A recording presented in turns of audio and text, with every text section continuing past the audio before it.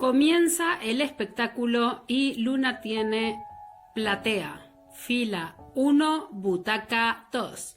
Fuga tiene gallinero, fila 28, butaca 34. Bueno, y aquí está la artista con este público tan maravilloso en estos días de cuarentena en España. Soy Ivana Mijlich y la historia que quiero contarles ahora es una historia que yo viví cuando era chiquitita.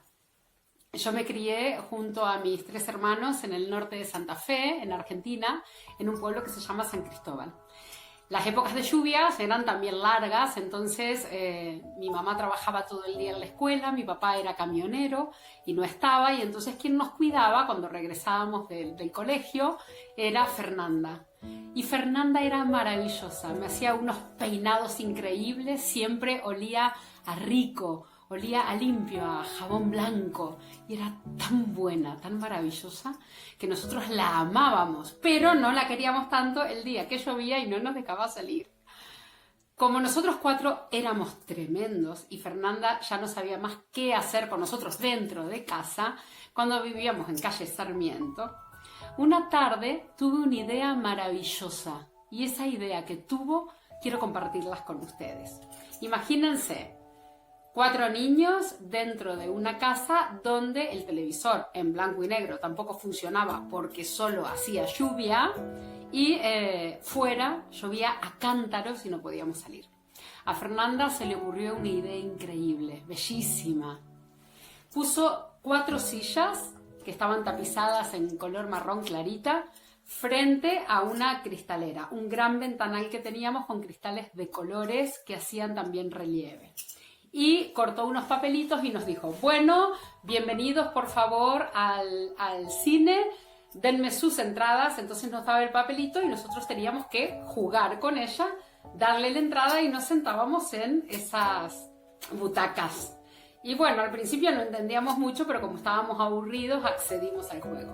Le dimos la entrada, entramos en el cine y entonces cuando nos sentamos, Fernanda lo que hizo fue buscar una perilla que estaba rota del horno, la sacó de la cocina, la colocó en el lado derecho de la cristalera y dijo: bueno, vamos a empezar a ver. Y nosotros lo único que veíamos era cómo detrás de los cristales caía un montón de agua. Solo veíamos agua. Hasta que ella nos hizo ver otra cosa. Movió la perilla de la cocina, que ahora era la perilla del cine televisor, y conectó con el canal de deportes. Y efectivamente, nosotros en lugar de ver gotas empezamos a ver ¡wow!, un deportista tremendo. Sí, 2 o 3, eran 3 los que bajaban haciendo zigzag por una montaña altísima. Eran gotitas que iban bajando y parecía que estaban corriendo carreras. ¡Wow! Me encantaba eso. También veíamos gotas que jugaban al fútbol y otras gotas que subían y bajaban, y mi hermano decía que esa era la pelota del básquet. Volvía Fernanda a mover la perilla cocina, que ya era del cine televisor, y pasábamos al canal de arte. Y entonces ahí veíamos distintas pinturas y con mi hermana Luciana y yo, por supuesto, veíamos a unas bailarinas. Una tenía un tutú alargado con unas piernas muy finas y estaba haciendo ballet.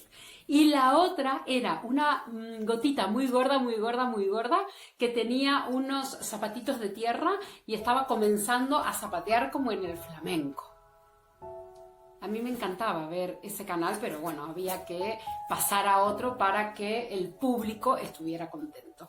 Por lo tanto, volvía a mover la perilla, ya cine televisor Fernanda, y veíamos el canal de novelas.